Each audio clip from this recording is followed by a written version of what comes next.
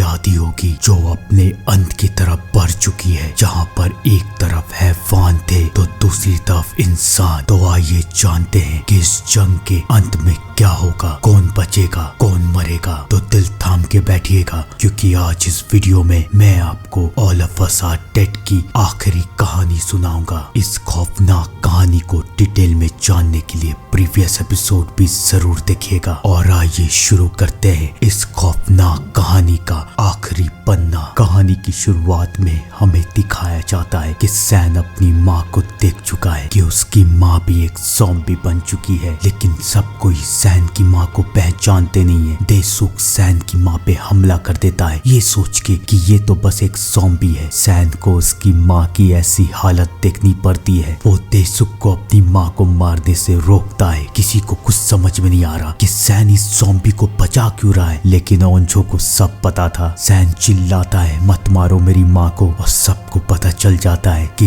ये सैन की माँ है। लेकिन अब उनके पास कोई रास्ता नहीं था, उन्हें यहाँ से भागना पड़ेगा क्योंकि आवाज सुन के बाकी के सारे ज़ॉम्बी भी इस तरफ आ रहे हैं। सब कोई भागते हैं। सैन अपने होशो आवाज में नहीं है। ओंजो सैन को कहती है कि तुम्हें जीना पड़ेगा, तुम्हें मेरे साथ चलना पड़ेगा। सब कोई भाग रहे हैं। किसी को कुछ समझ में नहीं आ रहा कि क्या वो जिंदा रहेंगे या फिर मरेंगे। चारों तरफ से ज़ॉम्बी का हमला हो रहा है। किसी के जिंदा बचने की उम्मीद नहीं है। तभी एक लड़की गिर जाती है और उसे बचाने के लिए वो जिन आता है। वो जिन के ऊपर ज़ॉम्बी हमला कर रहे हैं, लेकिन उसी वक्त वहाँ पर उसकी बहन हारी आ जाती है। हारी और वो जिन एक दूसरे को देख के बहुत खुश है, लेकिन ये खुशी ज्यादा देर तक टिकेगी नहीं क्योंकि ज़ॉम्बी हर तरफ से हमला कर रहे हैं। वो सब अब एक साथ मिल जाते हैं और वो सब भाग के बास्केटबॉल कोर्ट की तरफ जाते हैं जहाँ एकदम अंधेरा है। तभी नामरा सबको कहती है कि भागो यहाँ से। किसी को कुछ समझ में नहीं आता कि नामरा ऐसा क्यों कह रही है। तभी रोशनी जलती है और हमें देखने को मिलता है कि वहाँ पर एक नहीं बल्कि 100 से भी ज्यादा ज़ॉम्बी है और वो सब अपने शिकार को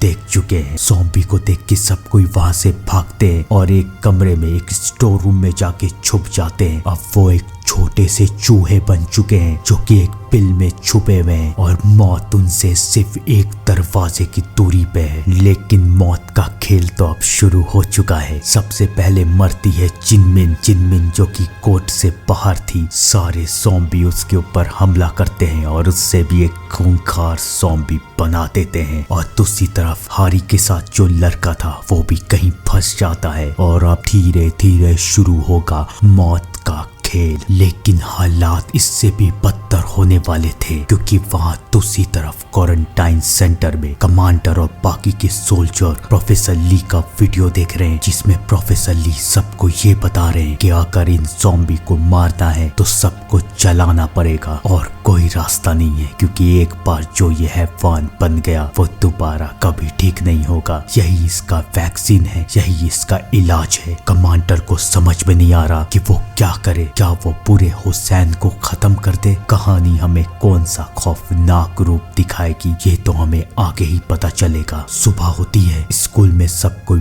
बहुत परेशान है। सैन अभी भी अपनी माँ की याद में है। उसे अभी भी अपनी माँ की याद आ रही है। ओंजो सैन को समझाने की कोशिश करती है, लेकिन ओंजो को भी ये नहीं पता कि क्या वो लोग यहाँ से बाहर निकल पाएंगे या नहीं। नामरा सबको ये बताती है कि अब धीरे धीरे सारे ज़ॉम्बी यहाँ आते जा रहे हैं और वो यहाँ कब तक रहेंगे, कब तक जिंदा रहेंगे। तभी सुयैक के दिमाग में एक ख्याल आता है। वो कहता है कि हम स्टोर रूम के जितने भी सामान है सबको इकट्ठा करके एक शील्ड बना सकते हैं और उस शील्ड की मदद से हम लोग दरवाजे तक पहुंच सकते हैं और दरवाजे से बाहर निकल सकते हैं। सब कोई सुयैक की बात मान जाते हैं, लेकिन किसी को नहीं पता कि क्या वो लोग जिंदा बच पाएंगे या नहीं। वो लोग एक शील्ड बनाते हैं। अब शील्ड पूरी तरीके से बन चुकी है, सब तैयार है। वो लोग दरवाजा खोलते हैं और उसके बाद वहाँ जितने भी ज़ॉम्बी है सब उनके ऊपर हमला कर देते हैं। उन लोगों को जितना आसान ये काम लगा था उतना आसान ये काम नहीं था क्योंकि वो ज़ॉम्बी शील्ड को हिलने भी नहीं दे रहे थे। 1000 से भी ज्यादा दरिंदे उस शील्ड को घेर चुके हैं और अब वो कभी भी शील्ड को तोड़ के अंदर आ सकते हैं। वो ज़ॉम्बी शील्ड को तोड़ने की कोशिश कर रहे हैं। सब कोई शील्ड को बचा रहे, लेकिन उन बेचारे को क्या पता था कि मौत का नजारा तो अभी शुरू हुआ है, तभी एक ज़ॉम्बी जून को काट लेता है और जून भी ये समझ जाता है कि अब उसके पास ज्यादा वक्त नहीं है, उसे अपने दोस्तों के लिए कुछ करना है। वो शील्ड से बाहर निकलता है और सारे ज़ॉम्बियों को शील्ड के पास से हटाना शुरू कर देता है और वो चिल्लाता है कि तुम सब यहाँ से जाओ, अपने घर जाओ। सब रोने लगते हैं, लेकिन अफसोस करने तक का मौका किसी के पास नहीं है, उन्हें अब भागना ही पड़ेगा। वो सब भागते हैं और अब जून भी धीरे धीरे ज़ॉम्बी बन चुका है। वो लोग फाइनली दरवाजे तक पहुंच जाते हैं। एक तरफ जहां स्कूल में मौत का खेल चल रहा था, वहीं दूसरी तरफ क्वारंटाइन सेंटर में कमांडर ये फैसला कर लेते हैं कि वो होसैन सिटी को तबाह कर देंगे। सारे ज़ॉम्बी को 4 लोकेशन के पास लाएंगे और उन चारों लोकेशन को तबाह कर देंगे। लेकिन इससे पहले वो ड्रोन की मदद से जो इंसान है उसे वो वार्निंग देंगे कि अपने अपने जगह पे छुप जाइए और इन 4 लोकेशन के पास नजर मत आइएगा। अब कहानी बद से बदतर बनती जा रही है, क्योंकि वहाँ दूसरी तरफ स्कूल में वो लोग गेट तक तो पहुँच चुके हैं, लेकिन गेट बाहर से लॉक है, गेट खुल नहीं रहा। और अब ये ज़ॉम्बी, ये हैवान, ये शैतान कभी भी शील्ड तोड़ के अंदर की तरफ आ सकते हैं। लेकिन उनकी किस्मत अभी अच्छी थी। गेट अचानक खुलता है और ओंजो ये देखती है कि उसके सामने है उसके पापा सोजू। सब कोई बाहर निकलते हैं, सब कोई बच जाते हैं, सब कोई बहुत खुश है। सोजू अपनी बेटी को समझाने की कोशिश करते हैं कि हमें यहाँ से बाहर निकलना पड़ेगा, हमें कंस्ट्रक्शन साइट से होते हुए बाहर की तरफ जाना है और उसके बाद हम लोग हुसैन शहर को छोड़ देंगे। सब कोई मान जाते हैं, लेकिन क्या ये इतना आसान था? बिल्कुल भी नहीं, क्योंकि वो हैवान हर तरफ थे। वो उन सबको खेल लेते हैं और अब वो कभी भी उन सब के ऊपर हमला कर देते हैं। सोजू ये समझ जाता है कि अपनी बेटी और बाकी सबको बचाने के लिए उसे कुर्बानी देनी पड़ेगी। वो टॉर्च चलाता है और टॉर्च चला के सारे ज़ॉम्बी को अपनी तरफ बुलाता है। सारे ज़ॉम्बी सोजू की तरफ आते हैं और सोजू ओंजो को कहता है यहाँ से जाओ। वो सैन को कहता है ओंजो को अपने साथ लेके जाओ। ओंजो रोती है, उसे जाना नहीं है, लेकिन अब क्या होगा, क्योंकि मौत तो उसके पिता के पास आ चुकी है। सैन ओंजो और बाकी सबको लेके वहां से चला जाता है और वो सारे ज़ॉम्बी सोजू पे भी हमला कर देते हैं। ये कहानी अब बद से बदतर बनती जा रही है, लेकिन ये और भी खौफनाक बनेगी, क्योंकि कोई नाम अभी भी जिंदा है और वो अभी भी सैन को ढूंढ रहा है। और वहाँ दूसरी तरफ सैन और बाकी सब भाग के कंस्ट्रक्शन साइट के अंदर जाते हैं, लेकिन वहाँ भी ज़ॉम्बी भरे हुए हैं। वो छुप जाते हैं, लेकिन उन्हें समझ में नहीं आ रहा कि वो अब कैसे बाहर निकले। लेकिन इन सब से दूर नामरा के अंदर की ज़ॉम्बी अब जाग रही है। नामरा को इंसानों को खाने का मन कर रहा है। वो किसी तरह से अपने ऊपर काबू करने की कोशिश कर रही है, लेकिन वो कब तक काबू कर पाएगी ये किसी को नहीं पता। तभी नामरा को कुछ सुनाई देता है कि मिलिट्री वाले अनाउंसमेंट कर रहे हैं कि वो फ्यूचर कॉलेज, होसान सेंटर, होसान मॉल और उनका होसान स्कूल अब खत्म करने वाले हैं। तो जो इंसान इस जगह पे है वो जाके छुप जाए। नामरा ये बात सुन चुकी है, वो बाकी सबको बताती है। अब किसी को समझ में नहीं आ रहा कि वो इतने कम वक्त में यहाँ से बाहर कैसे निकले। और वहाँ दूसरी तरफ शहर में ड्रोन की आवाज सुन के सारे ज़ॉम्बी इकट्ठा होने लगते हैं और कमांडर और उनके सोल्जर सारे ज़ॉम्बी को एक लोकेशन में लेके आते हैं ताकि वो एक साथ सारे ज़ॉम्बी को मार दे। जहाँ एक तरफ ज़ॉम्बी मर रहे थे, वहीं दूसरी तरफ स्कूल में सबको समझ में नहीं आ रहा था कि वो क्या करे। लेकिन तभी उनकी सोच को रोकने के लिए वहाँ पर आ जाता है कोई नाम सैन के ऊपर हमला करता है और वो सैन को काट लेता है। अब सैन को भी समझ में आ चुका है कि वो भी कोई नाम की तरह बनेगा। वो कोई नाम के ऊपर हमला करके कोई नाम को वहां से गिरा देता है, लेकिन अब बहुत देर हो चुकी है। सैन भी अब वही बनने वाला है जो कोई नाम था। ओंजो सैन के पास आती है, उसे समझाती है कि नहीं, हमारे साथ चलो। सैन कहता है बहुत देर हो गई और फाइनली सैन अपनी दिल की बात कह देता है। सैन अपना नेम प्लेट निकालता है और ओंजो के हाथ में दे देता है, जिसका मतलब ये था कि मैं तुम्हें बहुत प्यार करता हूँ। सैन ये कहता है कि तुम सब यहीं रुको, मैं बाहर जाता हूँ, चिल्लाता हूँ, सब ज़ॉम्बी को छत की तरफ लेके आता हूँ और तुम सब पहली मंजिल के दरवाजे से यहाँ से बाहर निकलो। ओंजो सैन को रोकने की कोशिश कर रही है, उसे सैन से प्यार हो गया है, लेकिन अब बहुत देर हो चुकी है, अब कुछ नहीं हो सकता। सैन बाहर निकलता है, वो चिल्लाता है, सारे ज़ॉम्बी उसके पीछे आ रहे हैं। वो सारे ज़ॉम्बी को लेके छत की तरफ जा रहा है और सुयैक बाकी सबको लेके फर्स्ट फ्लोर के दरवाजे की तरफ। सैन एक लिफ्ट की खाली जगह पे खड़ा हो जाता है और बाकी ज़ॉम्बी उसे पकड़ने की कोशिश में नीचे गिरते रहते हैं, सबके सब मारे जाते हैं। और वहां दूसरी तरफ सुयैक सबको लेके बिल्डिंग से बाहर निकल जाता है। अब सैन को समझ में नहीं आ रहा कि वो क्या करे, कैसे जिए। तभी उसके सामने कोई नाम आता है और फाइनली कोई नाम और सैन का आमना सामना हो चुका है। कोई नाम सैन को कहता है भागो यहाँ से। सैन कहता है कि तुम एक कमजोर हो, मैं तुमसे नहीं डरता। कोई नाम सैन के ऊपर हमला करता है, सैन कोई नाम के ऊपर हमला करता है। कोई नाम के ऊपर सैन को मारने का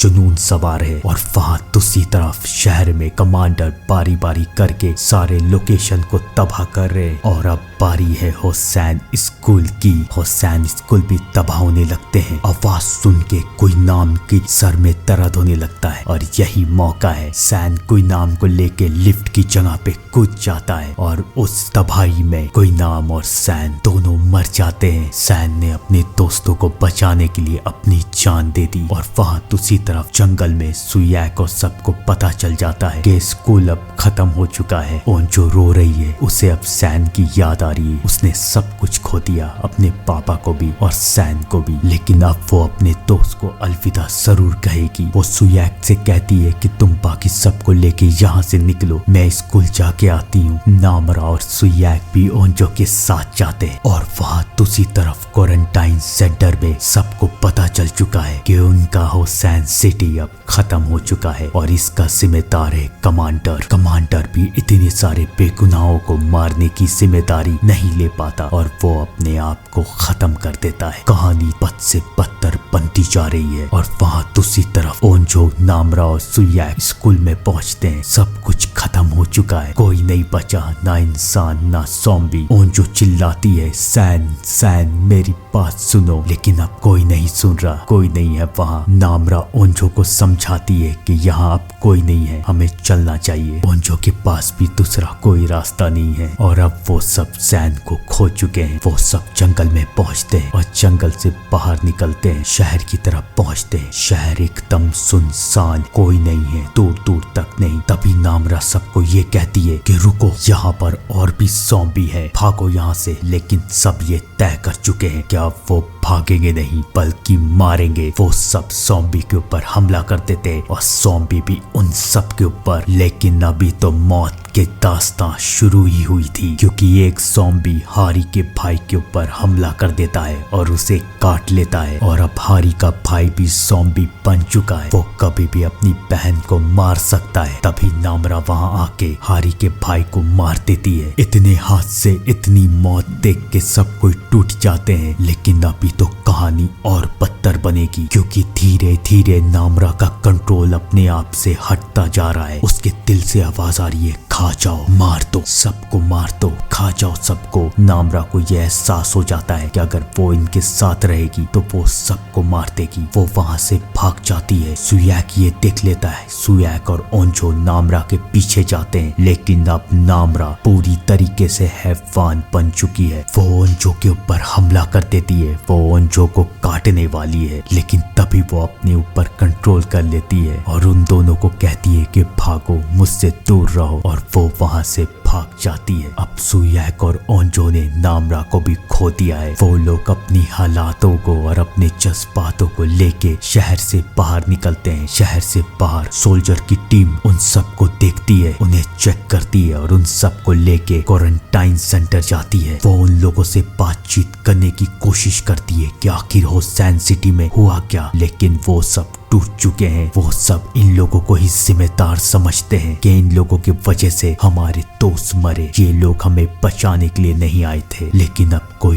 कुछ नहीं कर सकता। कहानी आगे बढ़ती है और इस खौफनाक हादसे को 3 महीने 17 दिन हो चुके हैं और धीरे धीरे सब कुछ ठीक हो रहा है। लेकिन स्कूल के वो बच्चे अभी तक उस हादसे को भूले नहीं है। ओंजो क्वारंटाइन सेंटर से रात में बाहर निकलती है और वो स्कूल की तरफ देख रही है। तभी उसे स्कूल के पास एक कैंप फायर नजर आता है, एक आग नजर आती है और वो समझ जाती है कि स्कूल के पास कोई तो है। वो क्वारंटाइन सेंटर जाती है और अगली सुबह सुयैक को सारी बातें बता देती है। वो कहती है कि उसे लगता है कि वो नामरा है। सुयैक कहता है कि ठीक है, आज रात हम दोनों स्कूल की तरफ जाएंगे। रात होती है और ओंजो ये देखती है कि सुयैक ने बाकी सबको बुला लिया। अब सब लोग तैयार है नामरा से मिलने के लिए। सब कोई स्कूल की तरफ जाते हैं। छत की तरफ पहुंचते हैं। छत में कोई नहीं है। तभी वहां आती है नामरा। नामरा की हालत अब बहुत ठीक हो चुकी है। ऐसा लग रहा है कि उसने अपनी शक्तियां और अपने हैवान दोनों पे